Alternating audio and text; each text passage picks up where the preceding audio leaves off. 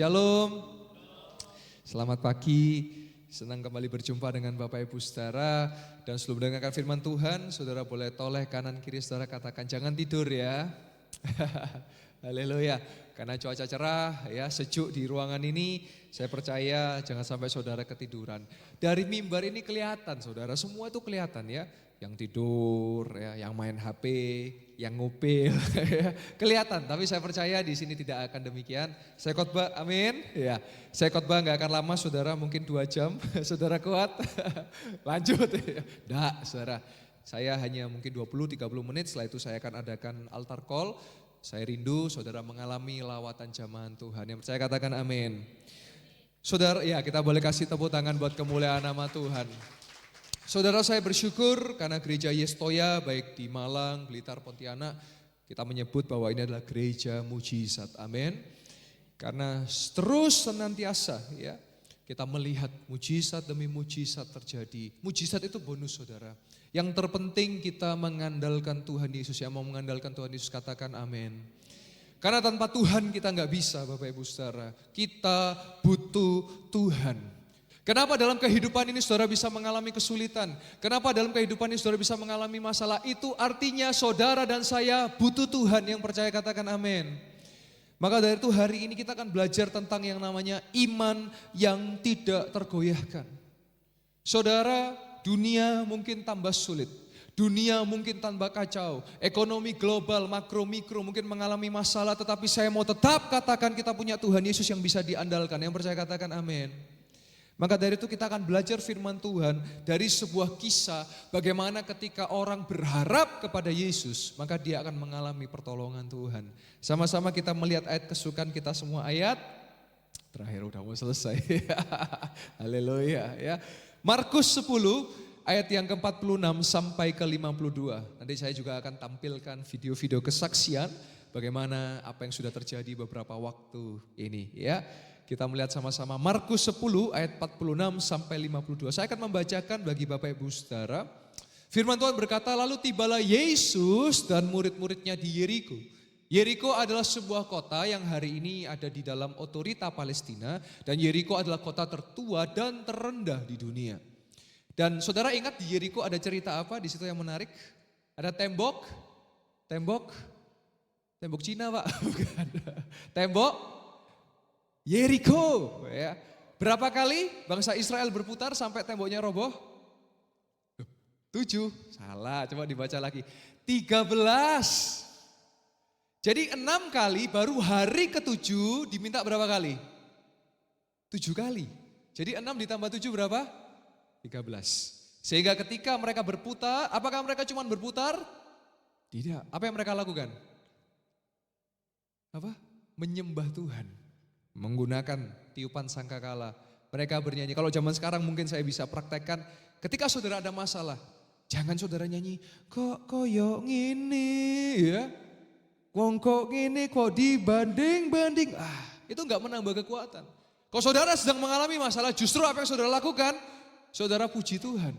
Saudara bisa jalan bersama Yesus, lakukan perkara besar bersama Yesus. Tidak ada yang sukar, bersama Yesus ada jalan keluar untuk masalahmu, untuk masalahku, untuk masalah kita semua.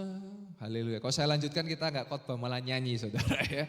Tetapi saya mau katakan bahwa bersama Yesus saudara bisa melakukan perkara yang besar, yang percaya katakan amin. Saudara ya tadi pagi saya olahraga, setiap hari saya olahraga saudara. Tadi bangun jam 5 saya jalan-jalan sudah ada Car Free Day saudara ya, sudah ada orang yang lari, ada juga yang, tapi enggak lari dari kenyataan saudara ya, tapi lari di jalan saudara. Apalagi lari dari masalah, enggak, mereka lari olahraga. Nah saya berputar puji Tuhan saya enggak muterin Mega Mall, enggak saya puterin 13 kali saudara. Kenapa kalau saya puterin? Bisa roboh saudara. Jadi saya putar berapa kali? Cukup 12 kali saudara ya, dah saudara. Saya berputar, nah saudara saya mau katakan mungkin, Pak saya sudah doa Pak saya sudah memuji Tuhan Pak. Tapi kok sepertinya Pak, hidup saya kok semakin sulit Pak. Saya kasih 2 jawaban. 1, mungkin itu ujian untuk saudara. Untuk saudara tetap setia kepada Tuhan. 1, 2, mungkin cara hidup saudara yang salah. Ada yang salah dalam hidup saudara. Saya kasih contoh saudara. Saya beberapa bulan ini saya diet keras sampai saya turun 35 kilo. Ya, saya melihat kalau di Car Free Day, orang jalan sama-sama jalan dengan saya. Bahkan saya ketemu dengan orang yang 1 tahun di Malang, jalan sehat ketemu dengan orang ini. Tetapi mohon maaf, perut saya hilang. Tapi orang itu perutnya tetap ada, bahkan mungkin lebih nambah. Nah, apa yang salah? Jalannya iya betul jalan, olahraga tuh betul. Tapi setelah olahraga, nasi campur 2, ya. Durian 1 buah, gitu ya. Ya, terus apa lagi? Minum manis-manis, ya. Naik sepeda, oh iya naik sepeda ya, keluar provinsi ya, sampai 10 kilo katakan ya. Setelah sepeda apa yang terjadi? Es campur dia makan, ya, terus apa lagi dia makan? Semua dia makan, kalau saya tidak. Saya olahraga, saya rubah gaya makan saya. Saya tetap makan kenyang, tetapi saya rubah bukan makan yang manis-manis tidak. Saya rubah makan yang mengandung tinggi protein yang bagus untuk tubuh saya. Nah bisa jadi saudara, loh Pak saya doa Pak, iya. Saya baca Alkitab, iya. Tapi engkau tetap berzina. Saya baca Alkitab, iya. Saya berdoa, iya. Tapi engkau tipu sana, tipu sini. Sehingga akhirnya engkau tidak mengalami pertolongan Tuhan. Nah hari ini kita mesti rubah Bapak Ibu Saudara. Percaya Yesus, yes. Kita juga harus menunjukkan kepada orang kalau kita percaya Yesus. Hidup kita harus mencerminkan kita percaya Yesus. Yang mau katakan amin. Yang percaya katakan amin. Mari kita lihat lagi di kota Yeriko. Yesus bersama dengan murid-muridnya dan banyak orang berbondong-bondong. Jadi ada banyak rombongan. Ada seorang pengemis. Sudah pengemis dia buta. Bernama berarti anak Timeus duduk di pinggir jalan. Tahan di sini dulu. Di Alkitab, di Markus, ini dijelaskan dengan detail, dengan rinci. Sudah pengemis, buta lagi. Sudah pengemis, buta, berarti hidupnya kasihan enggak? Kasihan. Jadi dia hidup dari belas kasihan orang. Pengemis, buta, dan dikatakan apa? Duduk di pinggir, kasihan orang ini saudara. Saya punya pengalaman mendoakan orang, mohon maaf yang matanya tidak bisa melihat. Dan puji Tuhan saudara, perlahan demi perlahan. Ada yang bisa langsung, ada yang perlahan demi perlahan. Dari yang gelap, dia merasakan kok ada terang Pak ya. Wow, mujizat masih terjadi sampai detik ini. Nah, Bartimeus sudah pengemis, buta, dan duduk di pinggir jalan. Ayat yang selanjutnya. Ketika didengarnya bahwa itu adalah Yesus orang Nazaret, perhatikan. Yesus dikatakan orang Nazaret karena Yesus adalah anak Yusuf dan Maria orang Nazaret. Tetapi perhatikan, Bartimeus memanggil Yesus anak. Bedanya apa? Saya jelaskan kepada Bapak Ibu Saudara. Memang orang mengenal karena Yesus anak tukang kayu, Yesus adalah orang Nazaret, maka dari itu muncul yang namanya Nazrani istilahnya. Karena pengikut Kristus. Tapi kalau saya di publik, kalau saya diundang ke tempat umum, saya akan selalu berkata, saya Kristiani. Kenapa? Karena ada Kristus. Nazrani, Nazaret. No, kita adalah Kristiani. Ya. Selain itu yang kedua, ada juga sebutan yang lain kenapa disebut Nasrani. Tapi hari ini kalau saya kalau saya diundang di forum yang umum, saya akan tidak malu-malu berkata bahwa saya adalah Kristiani. Dan pemerintah juga mendukung. Terbukti dirubah hari besar orang percaya. Kelahiran Yesus Kristus, kematian Yesus Kristus, dan kebangkitan Yesus Kristus. Biarlah nama Yesus Kristus disanjung tinggi. Nah sekarang bedanya apa maksud orang berkata Yesus orang Nazaret dan Bartimeus berkata Yesus anak Daud. Saudara, Bartimeus walaupun tidak melihat tapi dia dengar. Ada nubuatan bahwa Mesias akan datang dari keturunan Raja Daud. Dan Mesias itu bisa menyembuhkan. Dan Mesias itu bisa memberikan keselamatan yaitu surga yang kekal. Dan itu adalah Yesus Kristus, Sang Immanuel, Allah yang beserta dengan saudara dan saya. Jadi orang berkata ini Yesus orang Nazaret. Tapi khusus Bartimeus, dia berteriak apa? Ini berseru loh, berteriak. Yesus anak Daud, kasihanilah. Ayat selanjutnya. Banyak orang menegur dia supaya diam. Saudara banyak saudara, ketika saudara punya iman, saudara berkata, aku percaya aku diberkati Tuhan, aku percaya aku dipakai Tuhan. Ada orang yang bilang, ngimpi deh lo, pernah ngalami itu saudara? Biarin aja. Apakah saudara perlu untuk mengikuti omongan orang? Tidak perlu. Yang dilakukan ketika orang menegur Bartimeus, apakah dia diam? Tidak. Semakin keras ia berseru, Anak Daud, Yesus kasihanilah aku. Kalau saya peragakan, Yesus tolong saya, Yesus tolong saya. Banyak orang percaya ketika tidak mengalami pertolongan Tuhan, gak lanjut berdoa. Tuhan gak ada sudah. Aku kecewa dengan gereja. Padahal yang mengecewakan saudara adalah manusia. Kenapa kecewanya dengan Tuhan? Karena seringkali saudara mengkultuskan manusia. Hari ini saya mau katakan, kita harus mengandalkan Tuhan. Kalau hari ini puji Tuhan, saya diberi perkenanan Tuhan, saya berdoa kepada orang sakit dan menjadi sembuh. Saya selalu katakan, saya tidak mau dikultuskan. Banyak orang sudah mulai, kalau Pastor Yoel, kalau bukan Pastor Yoel saya nggak mau datang gereja. Karena kalau Pastor Yoel doa pasti dijawab Tuhan. Saya katakan, saya tidak mau dikultuskan, saya masih manusia. Saya bisa bikin salah, saya bisa bikin kecewa. Karena banyak orang sudah terlalu mengkultuskan pendeta. Pendetanya buat salah. Saudara jadi kecewa sama Tuhan, padahal yang buat salah siapa? Manusia. Maka saya mau tetap katakan, pandanglah kepada Yesus. Ya. Kalau saudara sudah mulai mengkultus dan mengidolakan pendeta-pendeta, saya cuma mau kasih hati-hati. Saudara akan bisa jadi kecewa loh. Suatu kali ada seorang pendeta yang berkhotbah di Malang. Dia mengidolakan seorang hamba Tuhan. Saudara, saya mau katakan kalau masalah uang harus hati-hati ya saudara ya. Harus hati-hati. Nah, pendeta ini kenal dengan pendeta, jadi ini sesama pendeta. Pendetanya itu berkata, saya tolong dibantu dong, saya butuh 200 juta. Ini tahun 2008 saudara. Karena dia melihat, ini hamba Tuhan yang hebat, dipakai Tuhan dengan luar biasa. Dicarikan bantuan, dia cari kerabat-kerabatnya, dia minta tolong kerabatnya. Tolong dong dibantu, butuh 200 juta. Ketemu uang 200 juta tahun 2008, mungkin kalau hari ini mungkin setara bisa miliar mungkin ya. Ditemukan uang 200 juta, diberikan kepada hamba Tuhan ini. Saudara tahu apa yang terjadi? Kabur udah, hilang. Lari dia. Tapi larinya enggak gini saudara ya, cepat pasti karena enggak ketangkep dia. Lari kabur saudara. Terus pendeta ini kecewa. Ya secara manusia dia Tuhan. Saudara pernah enggak ngalami begini ya? Saya nolong orang loh, kok saya dibeginikan? Pernah saudara ngalami demikian? Saya tetap mau katakan kebaikan saudara tidak akan pernah sia-sia. Tetapi kejahatan saudara akan diperhitungkan oleh Tuhan. Maka dari itu saya katakan kita hiduplah yang baik. Jangan hidup jahat. Ya, saudara mau makan uangnya orang sepertinya kan orang lain gak tahu. Tapi Tuhan tahu. Singkat cerita pendeta ini kesaksian. Otomatis dia harus tanggung 200 juta itu betul. Karena dia yang rekomendasikan. Apa yang terjadi saudara? Dia tetap mengandalkan Tuhan. Dia seorang dosen, dia punya murid-murid, mahasiswa-mahasiswi yang adalah pengacara, polisi, dan pihak berwajib. Orang-orang sudah berkata, Pak kami bantu Pak, kita cari, kita tangkap, masukkan penjara. Tapi pendeta ini berkata, saya mau mengampuni dia. Dan setelah apa yang terjadi? Kok ya berkat Tuhan itu ada menolong pendeta? Kan pendetanya harus nyicil. Jadi dicicil tiap bulan itu dicicil 5 juta saudara. 200 juta ini dicicil 5 juta. Suatu kali ada dia terima sampai 20 juta untuk bayar. Jadi 4 bulan dia langsung bayar.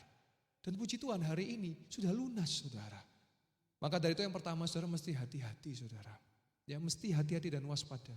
Dan yang kedua tetaplah mengandalkan Tuhan. Yang percaya katakan amin. Kita lihat lagi ayatnya. Bartimeus terus berseru, ini iman yang tidak tergoyahkan. Saudara tetap mengandalkan Tuhan, apapun situasi mungkin saudara berkata, Tuhan aku sudah berdoa kenapa ini terjadi kepadaku. Mungkin daripada saudara berpikir demikian.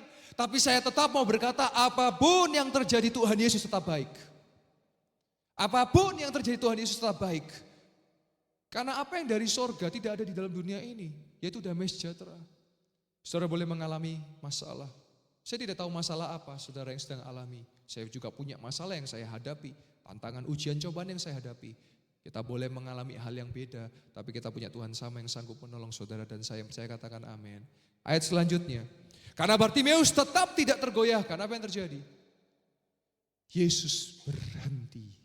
Dan mendapatkan perhatian Bartimeus. Dan katakan apa? Panggillah Bartimeus. Mereka memanggil orang buta itu. Dan berkata kepadanya, kuatkan hatimu, berdirilah, Yesus memanggil engkau. Ayat selanjutnya.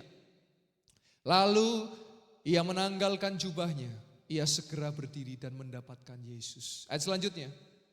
Dan ini perhatikan saudara. Yesus bertanya kepada Bartimeus, kalau saya pakai bahasa Indonesia sehari-hari, kamu mau apa? Apa yang kamu mau? Kalau saudara baca ayat ini, mungkin saudara akan ketawa ya, sama kayak saya juga. Wah, Tuhan Yesus itu gimana tuh? Kan ini orang buta betul ya, kok masih ditanya mau apa? Kalau saudara menjawab kalau ditanya Bartimeus mau apa? Mau apa? Melihat. Kalau menurut saudara dan saya, belum tentu saudara. Nah, kalau Bartimeus minta nikah, ayo. Mau apa kamu? Saya mau istri Tuhan. Loh, kita nggak tahu. Betul apa betul? Ya.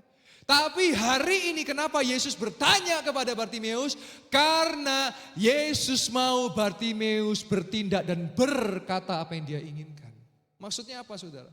Banyak saudara bertanya, Pak, Tuhan kan tahu isi hati kita. Kenapa kita tetap harus berdoa? Jawabannya, doa itu bukan minta-minta. Doa itu komunikasi kita dengan Tuhan. Banyak daripada kita doa kalau waktu butuh. Betul apa betul? Tapi saya nggak cerita yang di Pontianak, saya cerita yang di Malang deh. Tapi kalau di Malang saya cerita yang di Pontianak. Tinggal tukeran aja ya. Doa itu bukan selalu Tuhan hari ini saya minta uang segini. Enggak harus begitu saudara. Doa yang dimulai itu gini loh, Tuhan makasih ya hari ini saya masih bernafas. Tuhan makasih ya hari ini saya masih bekerja. Tuhan makasih ya, kalaupun hari ini mungkin saya habis di PHK, tapi saya bersyukur saya masih bisa jalan untuk melamar pekerjaan atau memulai usaha. Loh itu ucapan syukur saudara. Terima kasih Tuhan hari ini saya punya istri yang baik, punya suami yang baik, punya anak yang baik, punya keluarga yang baik. Sekalipun mungkin saudara sedang mengalami keluarga saudara sedang tidak baik-baik saja, untuk itulah saudara hadir, untuk menghadirkan Tuhan dalam keluarga Anda. Saya pernah suatu kali melayani sepasang suami istri yang mau bercerai. Saya adalah hamba Tuhan yang akan berkata tidak kepada perceraian. Apapun masalah yang dihadapi. Surat cerai sudah dikeluarkan saudara. Saya berkata tidak kepada cerai. Dan saudara tahu apa yang dilakukan? Dirobek surat cerainya dan hari ini jadi keluarga yang utuh, harmonis dan Tuhan hadir di keluarga itu. Ya kita boleh kasih tepuk tangan buat kemuliaan nama Tuhan. Jadi tidak ada yang mustahil bagi Tuhan.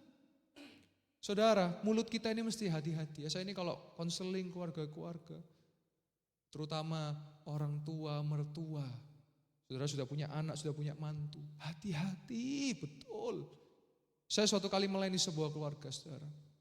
Istrinya hamil, dan ya kadang-kadang namanya mantu dengan mertua ya mungkin bisa beda, tapi kan itu bukan menjadi masalah untuk bertengkar. Dan mulut mertua mengeluarkan apa? Lihatan ya. Nanti lek hamil anakmu susah lahirnya. Dan saudara tahu apa yang terjadi? Waktu proses untuk dikeluarkan saudara. Nyangkut kepala bayinya di dalam perutnya saudara. Dipanggilkan mama cepat sini mama. Cabut omongannya ma, cabut omongannya.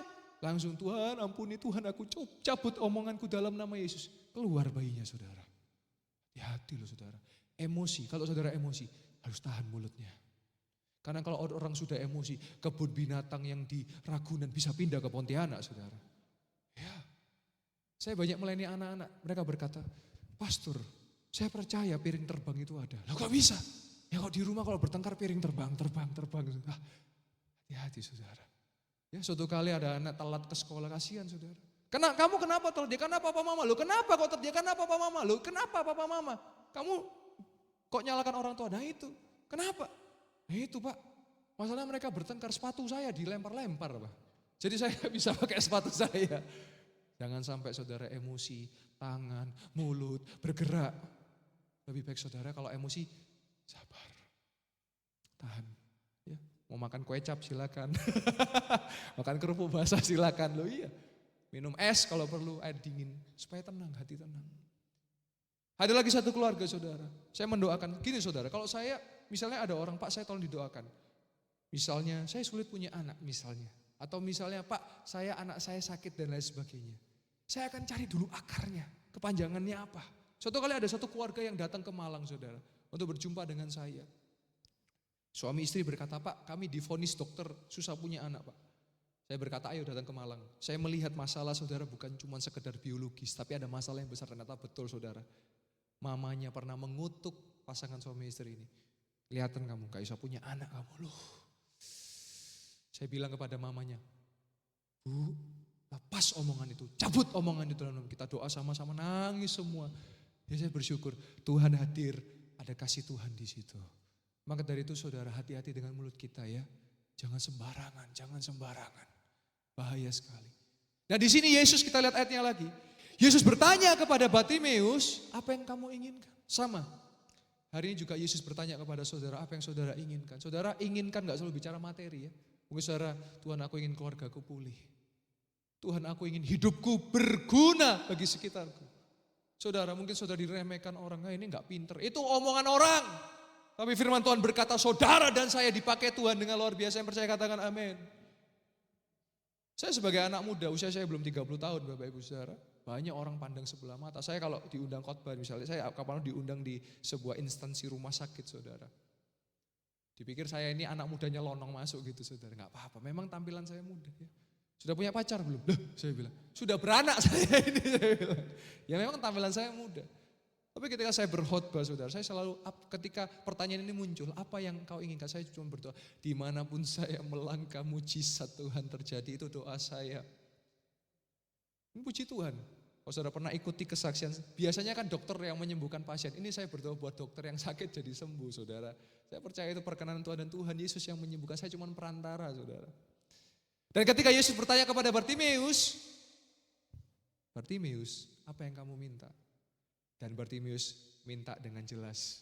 Dia bukan berkata, apakah saya boleh minta 3 permintaan lagi? Nah saudara. Dia minta dengan jelas apa? Rabuni supaya aku dapat. Dan kita lihat ayat yang selanjutnya. Lalu kata Yesus kepadanya, pergilah, imanmu telah menyelamatkan engkau.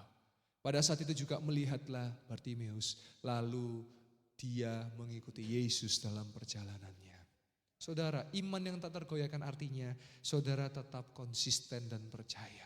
Sembuh tidak sembuh tetap ikut Yesus. Diberkati tidak diberkati tetap ikut Yesus. Saudara, kalau saudara tanya menjadi orang Kristen itu lebih mudah apa lebih susah? Lebih susah saudara. Kenapa? Karena saudara dan saya pikul salib. Saudara akan dibenci oleh dunia. Ya firman Tuhan katakan setiap yang mengikuti Yesus akan dibenci oleh dunia. Saudara akan orang bertanya tentang iman saudara.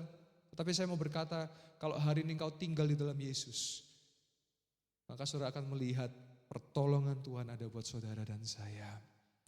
Biarlah kisah Bartimeus ini menjadi kekuatan buat saudara. Ketika Yesus hadir di tengah-tengah kita, ketika dia bertanya apa yang engkau inginkan, saudara jawab, Tuhan saya mau ini, tolong saya Tuhan. Kita mesti rubah cara doa kita ya. Kemarin malam saya di youth, saya sampaikan. Cara saya doa, saya praktekkan. Kalau saya doa, saya di kasur, saya sujud saudara. Saya sujud seperti ini saudara. Ketika saya bersujud, saya lipat tangan. Saya akan berdoa, bukan merasa saya hebat, tidak.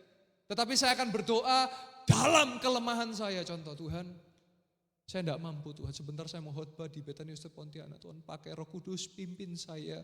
Tolong saya supaya saya bisa. Bukan sebaliknya. Tuhan, saya akan melayani Tuhan. Saya pasti bisa. Saya pasti hebat. Saya pasti tidak. Tuhan, di dalam kelemahan saya biar kuasa Tuhan yang sempurna jadi dalam hidup saya. Nah, cara doanya seperti itu. Lah saudara, mungkin selama ini saudara doanya salah caranya. Saudara selalu merasa di hadapan Tuhan, Tuhan, kalau saya diberkati pekerjaan saya, berapa persen akan saya berikan buat gereja lo? Hati-hati saudara. Manusia kalau janji bisa meleset. Manusia kalau janji bisa gombal. Wah itu saudara. Saudara janjian dengan teman saudara. Nanti kita jam 10 makan-makan ya. Gitu ya. Jam 10 apakah sudah berangkat? Tapi ngomongnya padahal saudara sedang apa? Mandi itu saudara. Janjian jam 10 berapa saudara ketemu jam berapa? Jam 11 saudara. Itu manusia. Tapi kalau Tuhan Yesus berkata iya maka iya, tidak berkata tidak. Janjinya pasti digenapi buat saudara dan saya. Saya mau tutup dengan beberapa kesaksian saudara, biar ini menjadi kekuatan buat saudara bahwa sampai detik ini kita percaya dia sanggup, dia mampu. Memang dalam beberapa kesempatan pelayanan saya, ada beberapa yang dalam doa kesembuhan, memang ada yang request untuk memberangkatkan saudara. Jadi saya dari ini juga melayani untuk doa keberangkatan saudara. Sudah 3 yang memang pihak keluarga berkata orang tuanya mungkin sudah 90 tahun lebih, mungkin sudah renta, sudah bagaimana, tapi ini kesepakatan keluarga.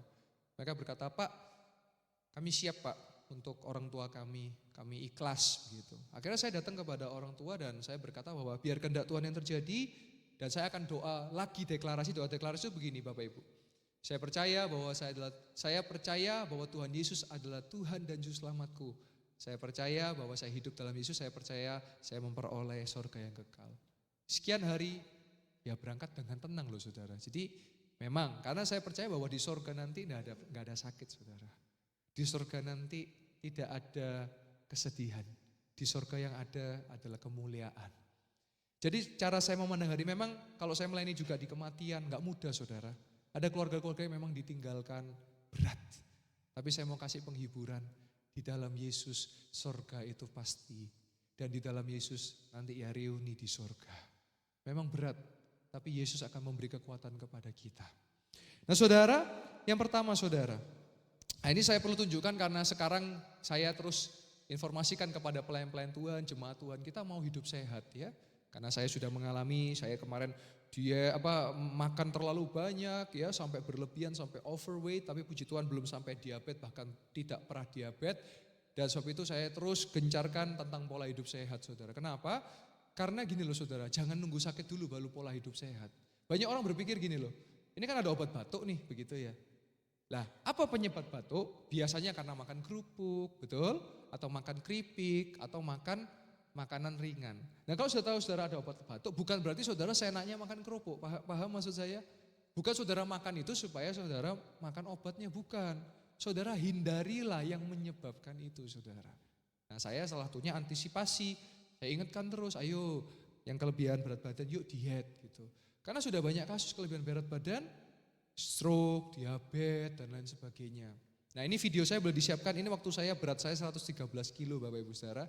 Ya, ini boleh ditampilkan video saya bulan Mei 2024 ya. Boleh video saya? Nah ini saudara ya. Nomor daripada Bapak nah, ini Gembala, saudara, ya. Wakil Gembala, dan Eksekutif Pastor. Waktu itu udah sesak banget saudara Tuhan, ya. kita rindu sekali melayani jemaat Tuhan. Kita tidak memandang orang kaya, orang miskin, semua sama kita layani. Ya.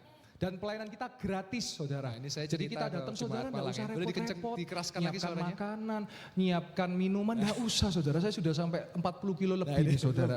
Dan ini lagi diet. Jadi kalau ketemu enggak usah gemuk ya. Memang lagi gemuk, 113 saya saudara. Tapi sekarang saya program diet. Jadi kalau nanti saya ketemu sudah kurus bukan karena sakit tapi karena saya diet saudara. Ya itu, saya info dulu ya. Nanti ketemu sakit apa Pastor? Enggak. Diet saudara ya.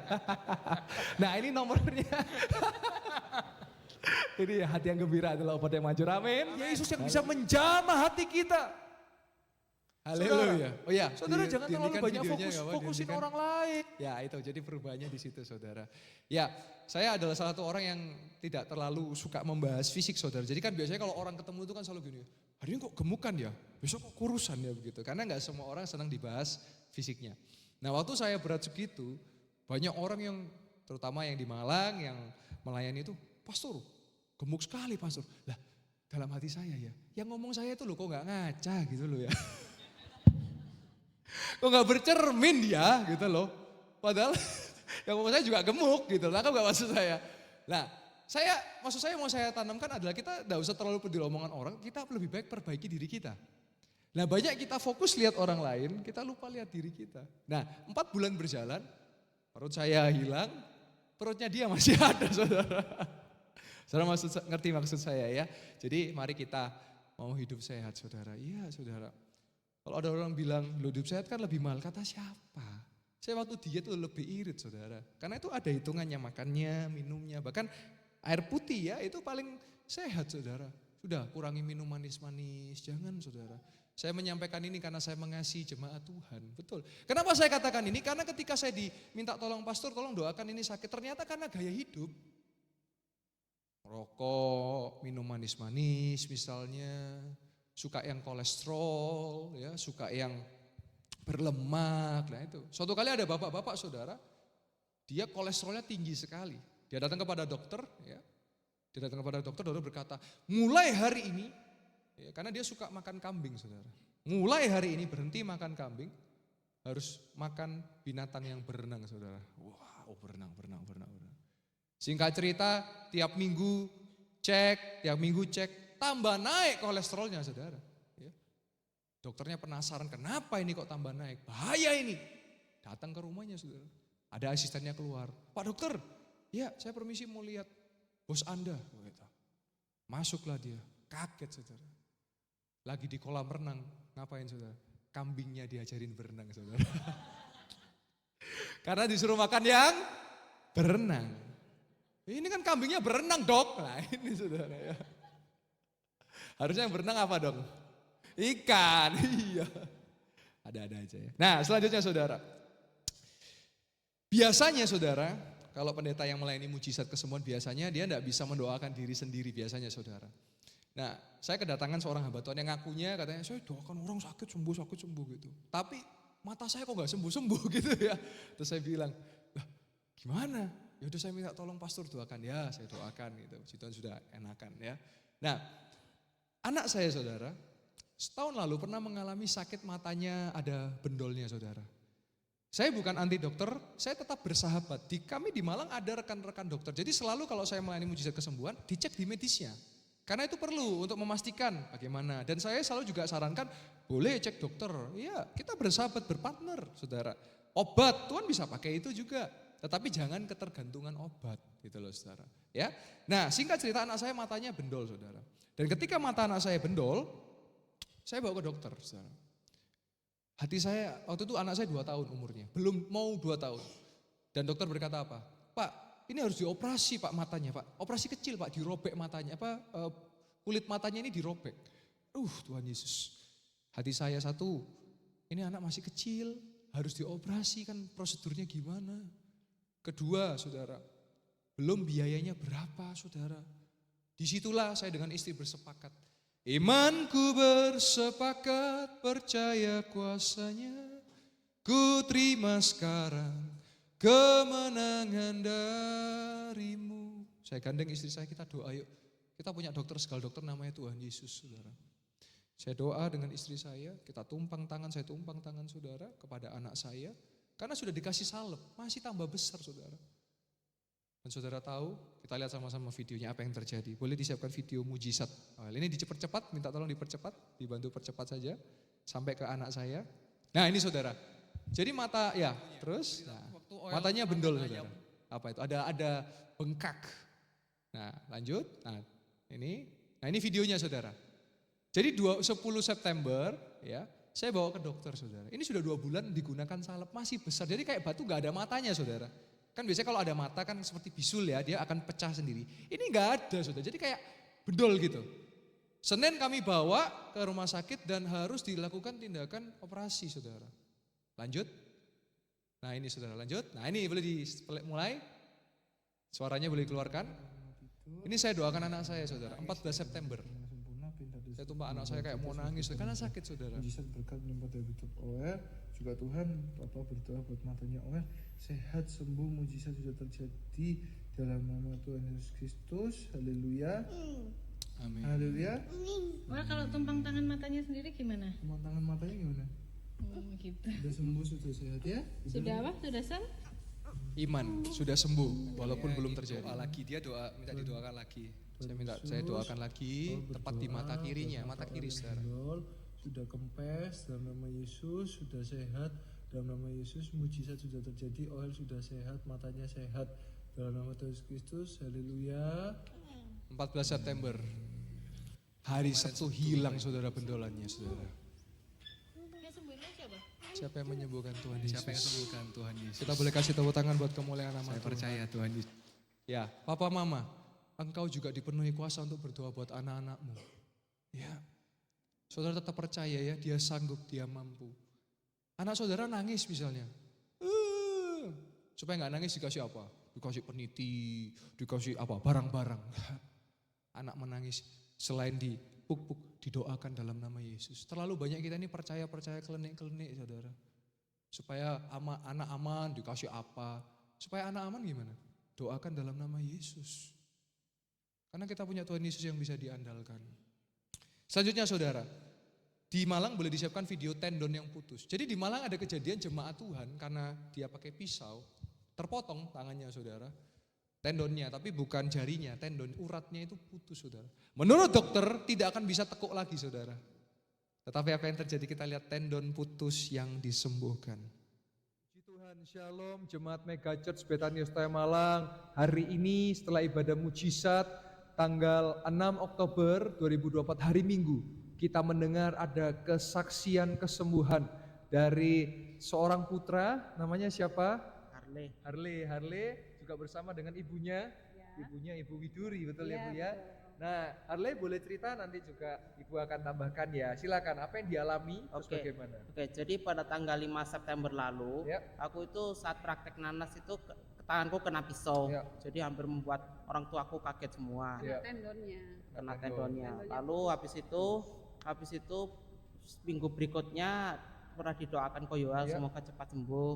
Lalu minggu ketiganya itu udah dokter udah mencabut semua paku-paku di bagian sini dan puji Tuhan perintahnya dokter udah bisa kena air, udah bisa melakukan aktivitas normal seperti biasa. Mungkin boleh ditunjukkan kepada jemaat. Jadi ini yang awalnya ini kan tendonnya putus dan nggak boleh ditekuk. Sekarang udah Bisa ditekuk saudara. Dahsyat. Padahal tendonnya putus. Haleluya. Siapa yang menyembuhkan Harley? Tuhan Yesus. Haleluya. Mungkin Ibu Widuri mau menambahkan, silakan Ibu. Iya, jadi waktu itu dokter yang menangani Harley adalah spesialis bedah plastik.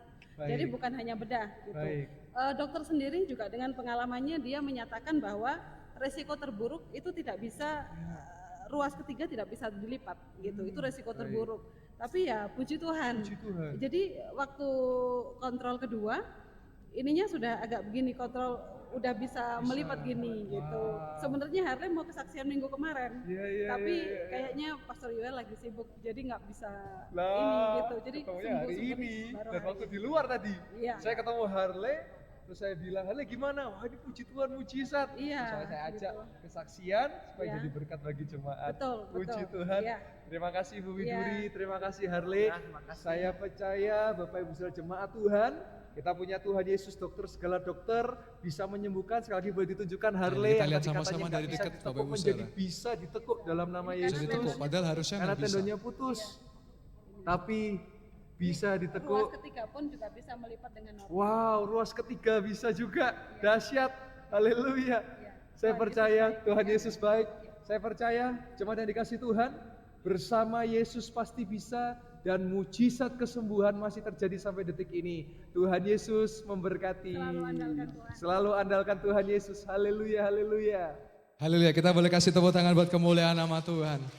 Saudara, beberapa kesempatan saya juga mulai berkunjung ke rumah sakit untuk mendoakan orang-orang. Mungkin kalau saya ke Pontianak nanti ada rumah sakit yang bisa dikunjungi. Saya akan mengunjungi juga di Malang, saya sudah mulai akan mulai melaksanakan penginjilan mujizat kesembuhan di pinggir jalan. Jadi saya akan turun ke jalan-jalan, saya akan doakan mungkin orang-orang di pinggir jalan yang sakit. Karena saya percaya Tuhan Yesus sanggup dan mampu. Yang percaya katakan amin.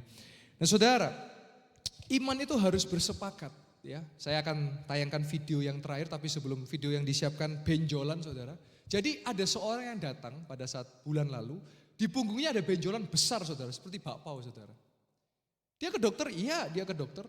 Dan itu harus dioperasi 45 sampai 50 juta harganya operasinya. Dia berkata ini uang dari mana? Tapi dia ingat, saya punya Tuhan Yesus yang bisa menyembuhkan. Sudah sembuh gratis lagi saudara. Sebelum saya akan jelaskan, boleh disiapkan videonya, ditayangkan. Benjolan, saya kasih judul, benjolan yang dioperasi oleh Tuhan Yesus. Kita lihat sama-sama. Tuhan, Shalom jemaat Mega Church Betania Setaya Malang. Hari ini Minggu, tanggal 20 Oktober setelah ibadah Raya 3, saya berjumpa dengan seorang bapak bernama Pak Andri.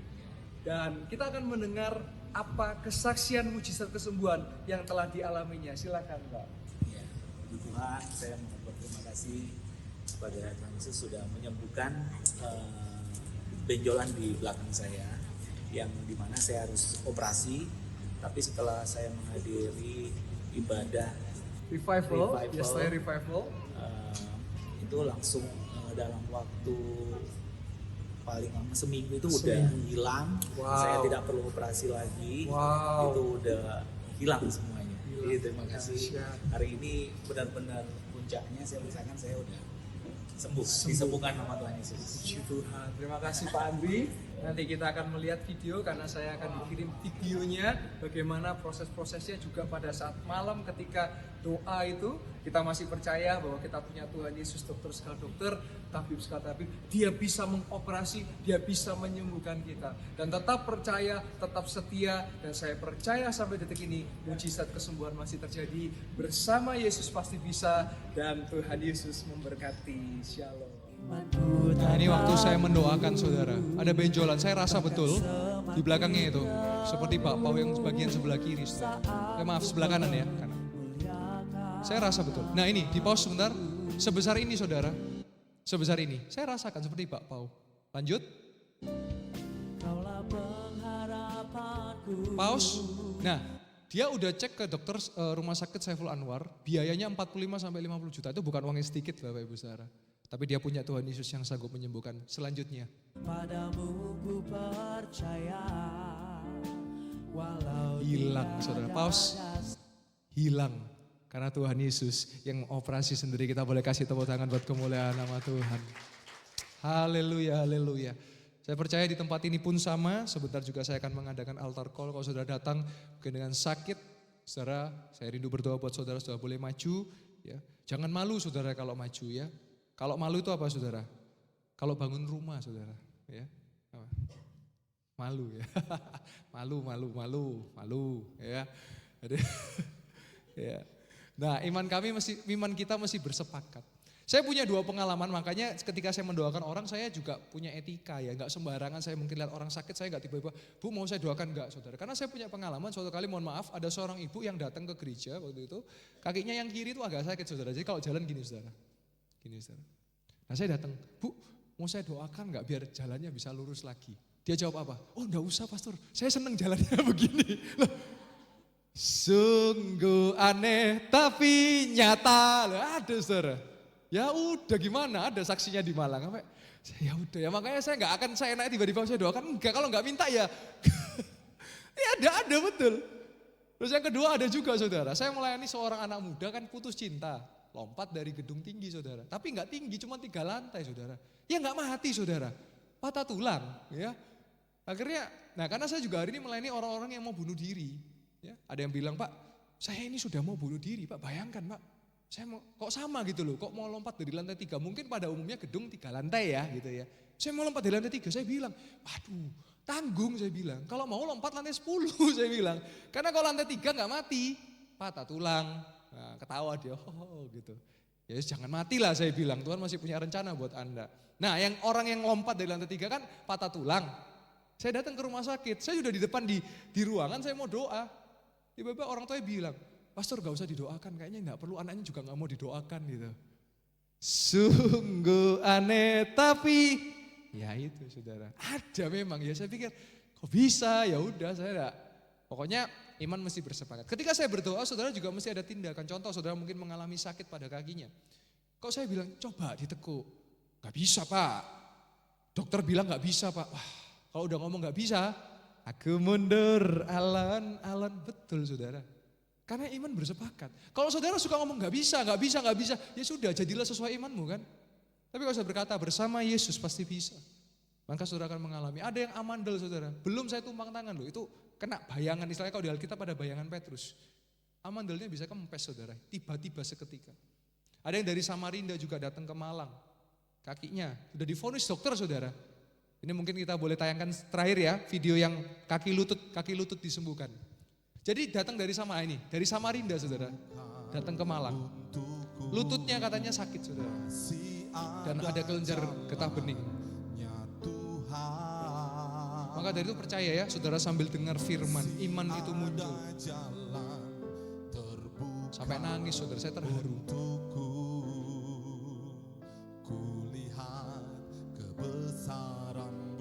Ketika saya berkata, "Ibu dicoba Bu." Karena dia berkata kakinya ini sakit, gak bisa gerak aja.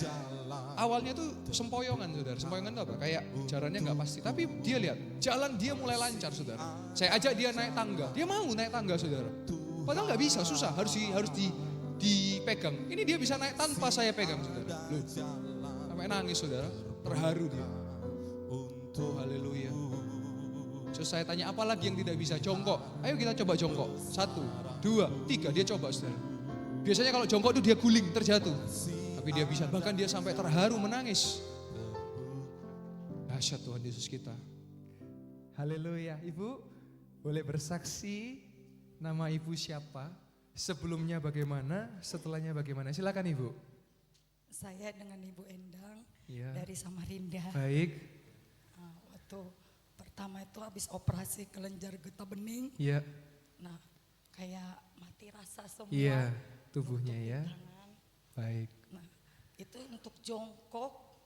Kalau sudah mau berdiri itu susah. Susah. Harus cari tempat pegangan yang Iya. betul-betul. Tapi puji Tuhan. Tapi hari ini, saat pada ini. hari ini saya bisa berjalan dengan normal. Dan tadi bisa jongkok, kita coba jongkok. Siapa yang menyembuhkan ibu? Yuk kita jongkok sama-sama. 1, 2, 3. Lo bisa bu. Saya tahan Boleh agak lama, kameranya saudara. lebih detail biar ditunjukkan bagian lutut. Haleluya. Kita kasih tepuk tangan buat kemuliaan nama Tuhan. Tuhan Kita boleh kasih memberkati tepuk Ibu tangan Endang. buat Sehat kemuliaan selalu nama ya, Tuhan. Ibu. Haleluya, haleluya. Nah, saudara ada pertanyaan terakhir. Dan saya boleh mengundang juga worship leader dan pemain musik. Ada yang bertanya, loh Pak, tapi kan ada dukun-dukun bisa menyembuhkan. Tatung, loya dan sebagainya. Bedanya apa Pak? Saya jelaskan. Bedanya, kalau kesembuhan daripada setan atau kuasa gelap, itu akan mengikat saudara. Ada roh kuasa gelap di situ.